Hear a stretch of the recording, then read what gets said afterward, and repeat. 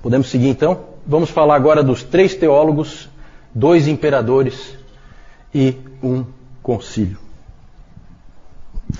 O nosso foco agora, gente, ele passa a ser em torno da cidade de Constantinopla, no 4º século. Em 325 nós tivemos o concílio de Niceia. 5 anos depois, o imperador Constantino funda a cidade de Constantinopla. 5 anos depois, tá? Ele funda a cidade de Constantinopla, fez para ele, né, a cidade. Na verdade, a cidade já existia, era Bizâncio, mas ele construiu uma nova cidade, digna de um imperador, e aquela cidade passa a ser a cidade mais importante. Até mais importante do que a própria Roma. Certo? Porque, afinal de contas, o imperador está lá e todo o poder, o centro de poder é lá.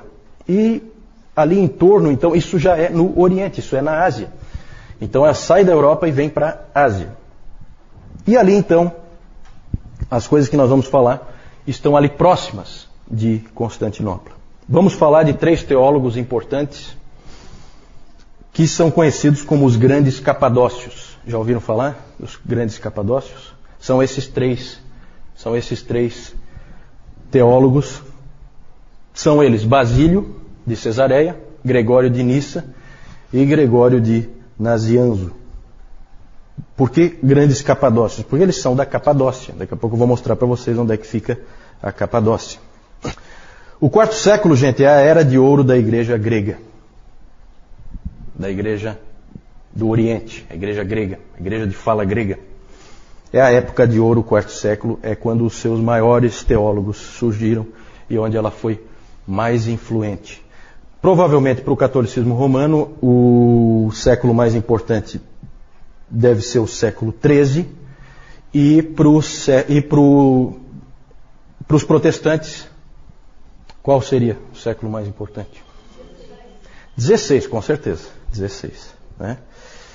Aqui nós temos 2 irmãos, Basílio de Cesareia e Gregório de Nissa. Os 2 são irmãos. E o Gregório de Nazianzo é amigo do Basílio.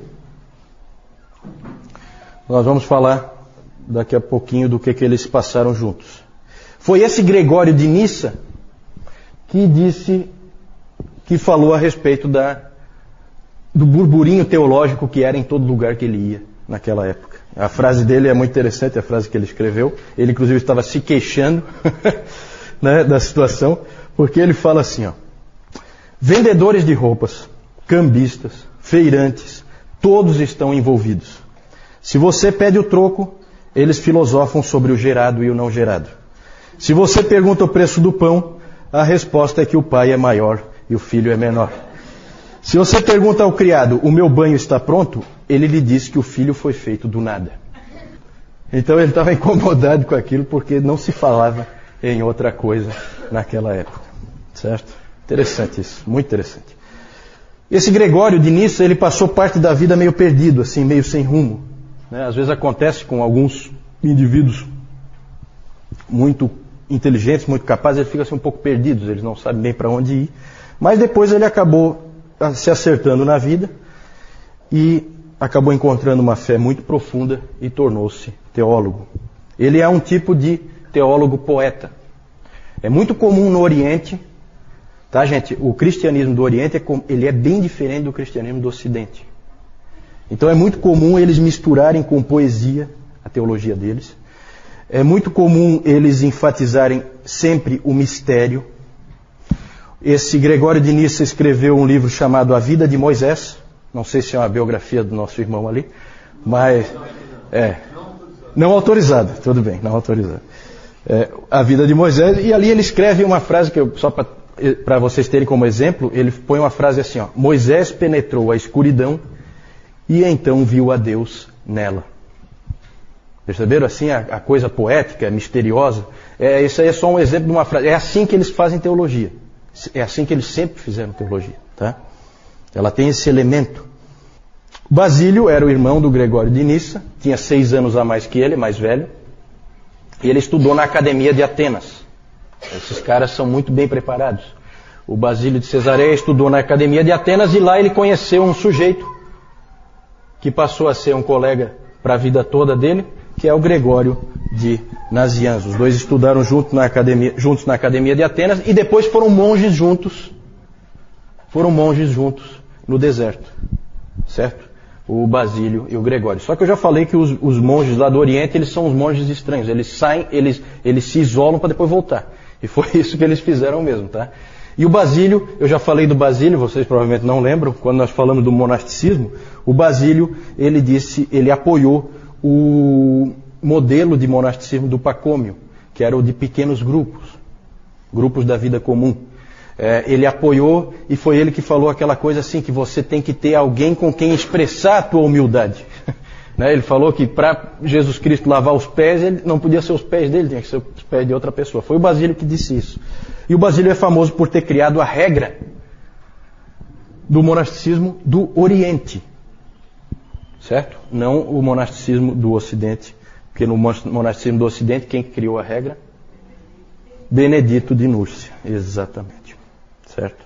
Quem copiou quem?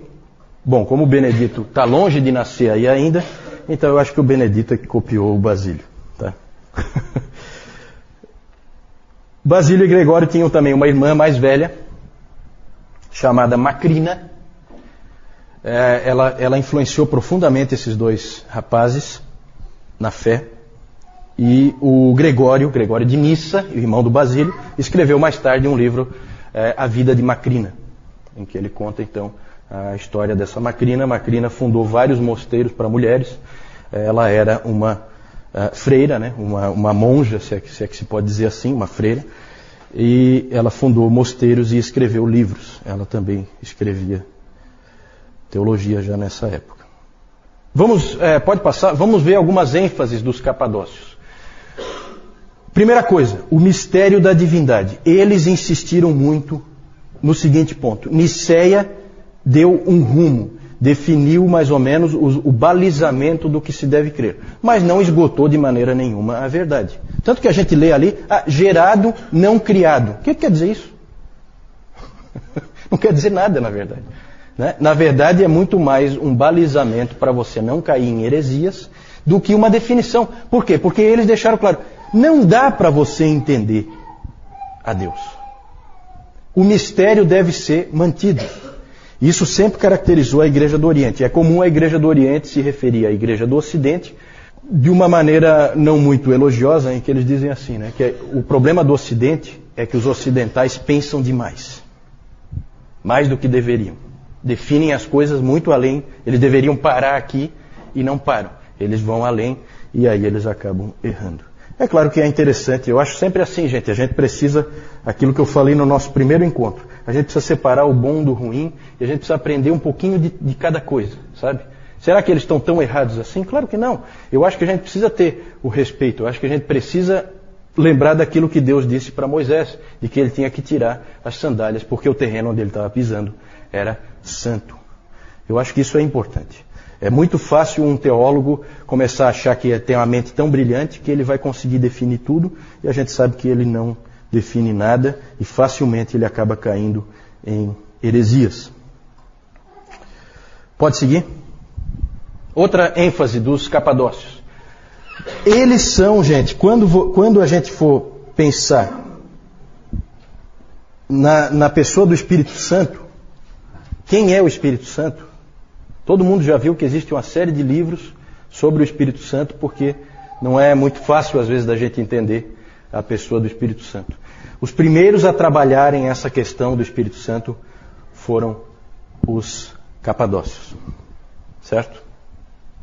E eles trabalharam a questão da divindade do Espírito Santo. Tinha sido trabalhado já a divindade de Jesus Cristo, e agora, então, eles investiram na questão do Espírito Santo. Basílio escreveu um livro cujo título é Sobre o Espírito Santo.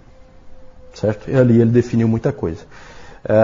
Os escritos dos capadócios prepararam o terreno para que o Concílio de Constantinopla definisse completamente, desse fecho, né, para a Trindade como a gente crê hoje.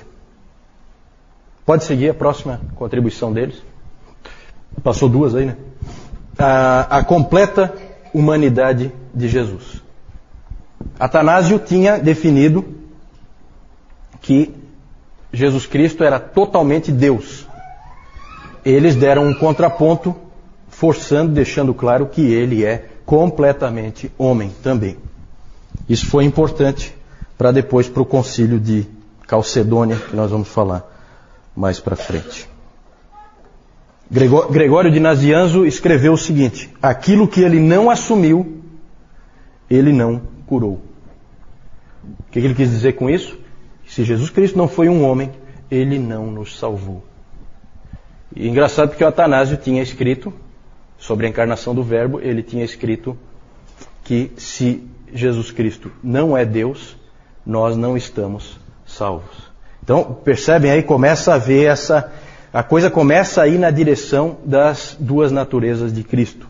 Isso aí vai gerar um problema seríssimo na igreja um pouquinho mais tarde. Mas os pais capadócios ajudam nesse debate. Pode seguir? E outra marca importante deles é o cuidado dos necessitados. Nisso aí nós temos que lembrar sempre de Basílio. Basílio é conhecido como Basílio o Grande. Na história, gente, um monte de gente é o Grande. Certo? O Constantino o Grande. O Papa Leão I o Grande. Gregório o Grande. Certo? Um monte de gente é o Grande. Quem deu esse nome, o Grande? Quem? Eles mesmos? Não, né? Os historiadores, né? Os historiadores dizem, não, esse aqui é o Grande. Basílio foi diferente. Ele era chamado de Basílio o Grande pelos pobres e necessitados. Porque eles diziam, esse é um grande homem. O Basílio, ele fez muito, mas muito mesmo, pelos necessitados de Cesareia, onde ele era bispo. Ele foi bispo de Cesareia. Ele fundou hospitais, orfanatos e abrigos para as pessoas necessitadas. Ali com Basílio começa essa coisa que a igreja sempre teve de investir nesse tipo de instituição, né? Hospitais, orfanatos, amparar os necessitados, amparar os que precisam. Houve tempo em que o Estado não fazia absolutamente nada nesse sentido. Quem fazia era a igreja. Hoje a maioria das igrejas faz pouco isso, porque o Estado já ampara os necessitados normalmente. E aí a gente acabou perdendo uma bela oportunidade de testemunho em função disso. Pode seguir? Só lembrando que o Gregório de Nazianzo escreveu um livro sobre o amor aos pobres. É impressionante, gente, como esse pessoal escrevia livros, tá? A produção literária deles é uma coisa que realmente assombra. Eu não sei, e vocês imaginam como eles escreviam, né? Não tem a canetinha Bic, muito menos um processador de texto, uma coisa assim, né? Não era fácil, mas eles produzem muito. Sobre o amor aos pobres, o livro do Gregório de Nazianzo. Então esses eram os capadócios, vejam que eram homens importantíssimos, foram importantíssimos na história da igreja, marcaram muitas posições que depois foram usadas por outros. É sempre assim, tá? A história da igreja é sempre assim. Um constrói em cima do que o outro já estabeleceu. Pode ver que isso é bem claro. Vamos falar... Aí agora essa parte aí eu não vou gostar muito, não. Essa parte aí eu até tinha pensado em tirar, mas sou obrigado a falar, não tem jeito. O momento histórico aí exige. Vamos falar dos dois imperadores. Esse primeiro mesmo eu queria ter riscado, eu não queria falar dele. Mas pode passar, vamos lá, vamos falar dele. Não tem jeito. Esse cara aí, ele dá uma raiva. Tem gente que está descontando lá. Tem gente feliz. A vingança é um prato que se come frio, né?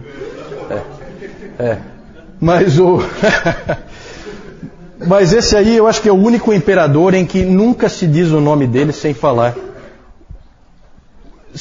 um qualificativo, né? De todos os imperadores é o único que nunca é dito o nome dele sem falar o qualificativo, é esse aí, certo? Sempre o nome dele é dito, Juliano o Apóstata. Sempre, tá? Isso aí não é muito bom. Vamos falar então desse Juliano aí, é interessante o que aconteceu. Em 337, vejam que ainda estamos aí no quarto século, na primeira metade do quarto século. Em 337, morre o imperador Constantino. Constantino tem 3 filhos. Qual deles quer ser imperador? Quem? Qual deles quer ser imperador? Todos os 3. Né? Todos os 3. Os 3 querem ser imperadores. E por um tempo o império teve 3 imperadores. Que aí eles ficam brigando, né? Sabe como é que é? No fim, Constâncio, um dos filhos, acabou prevalecendo. Ele morre em 361 e aí ele é sucedido por um parente seu, um primo, que é o Juliano. Vem logo depois do Constâncio. Juliano nasceu em uma família cristã, foi criado como cristão, mas com 20 anos de idade ele renunciou à fé. Daí o nome dele, o apóstata. Ele, na verdade, se converteu do cristianismo ao paganismo. Como é que pode acontecer uma conversão desse tipo? Bom, um historiador argumenta que toda a família de Juliano foi morta pelos 3 filhos de Constantino, que eram cristãos, nominais, pelo menos, né? Porque na briga pelo trono, a família do Juliano tinha também uma certa possibilidade de reclamar o trono, e então a família toda foi dizimada pelos 3 filhos do Constantino.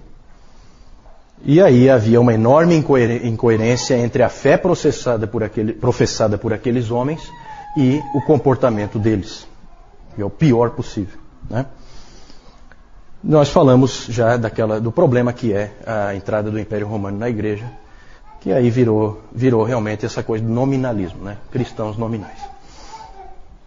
E o importante, para a gente não ficar aí chateado de que os cristãos fizeram uma barbaridade dessa, dizimaram a família dele toda, o que se sabe é que Juliano só não foi morto porque um grupo de cristãos, aí é o contraponto, preservou a vida do pequeno menino para que ele não fosse morto. Ele depois, quando ele assumiu então o império em 361, ele fez absolutamente de tudo para varrer o cristianismo do mapa. Essa era a ambição dele.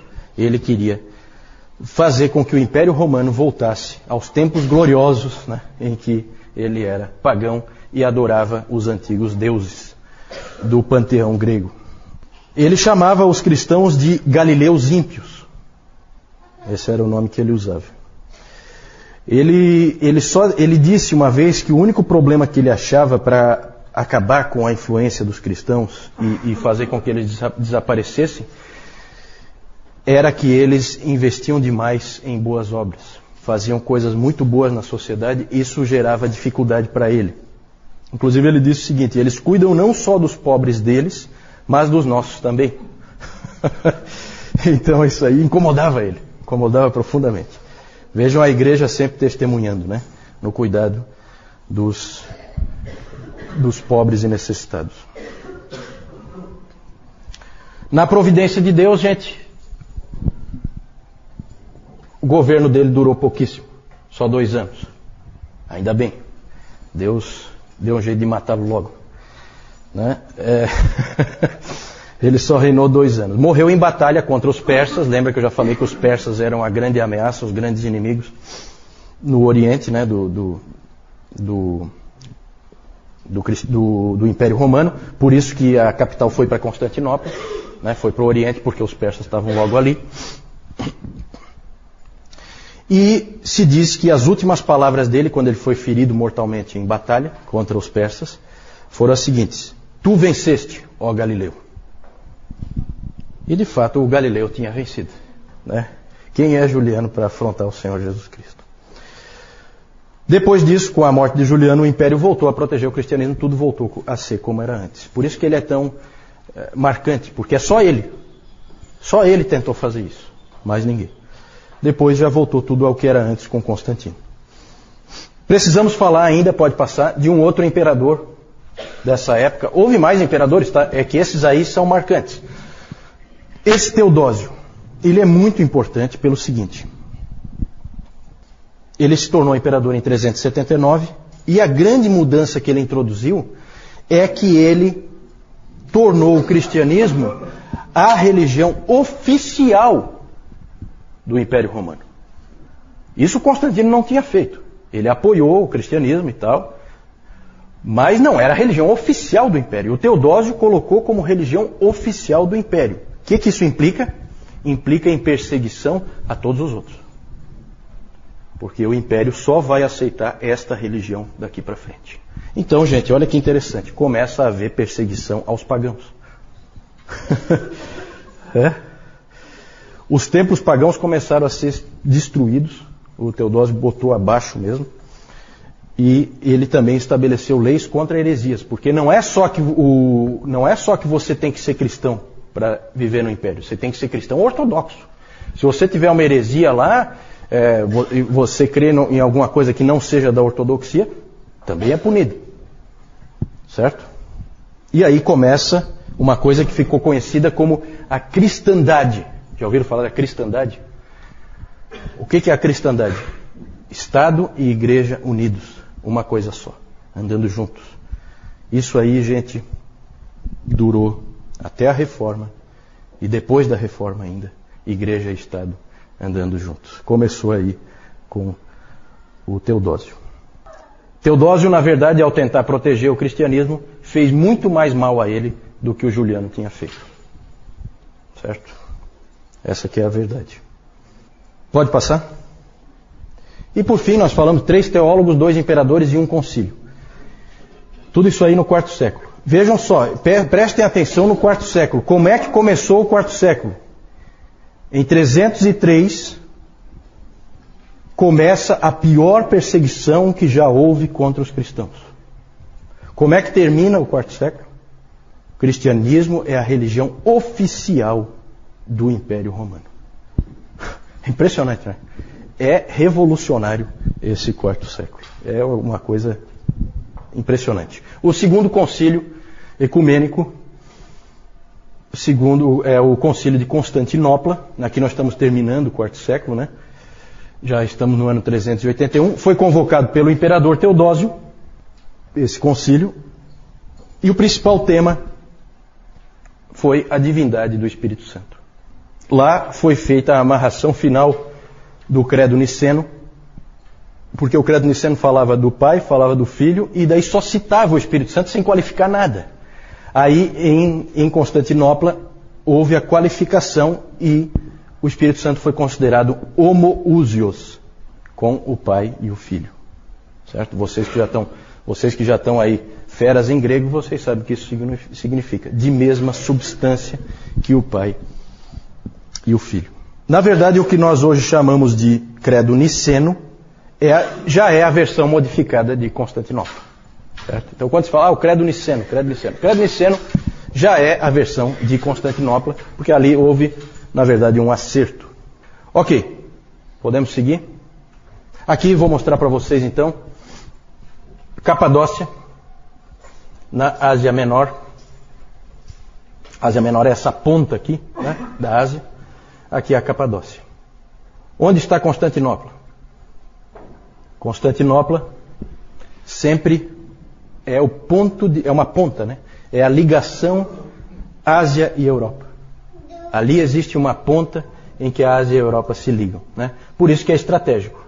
Você fica ali, você protege toda a Europa de quem vem daqui, certo? Que seriam os persas, né? Os persas vêm, acho que daqui, né? Isso. Pode passar? Aí os teólogos, o Basílio, Gregório de Nissa, os dois são irmãos, Basílio 6 anos mais velho que o Gregório, e o Gregório de Nazianzo, amigo do Basílio. Pode passar? Os 2 imperadores aí, o feioso lá, ó, Juliano o Apóstata, e o mais feio ainda, Teodósio I, né, são os dois imperadores importantes aí, além de Constantino, é claro, no quarto século. Pode passar. Aí só para mostrar para vocês Constantinopla. Aqui é o Estreito de Bósforo, né? Para lá é o Mar Negro e aqui é o Mar Mediterrâneo. O Estreito de Bósforo liga os dois e aqui fica Constantinopla. Lá tem um mapa, lá mostra vários muros de proteção, vários muros. Cada imperador que assumia lá construía mais um muro, né? Porque o muro dá uma certa vantagem na hora de uma guerra, né? E então vocês veem aqui como é próximo. Aqui é Europa e aqui é Ásia, né? Certo? Pode passar?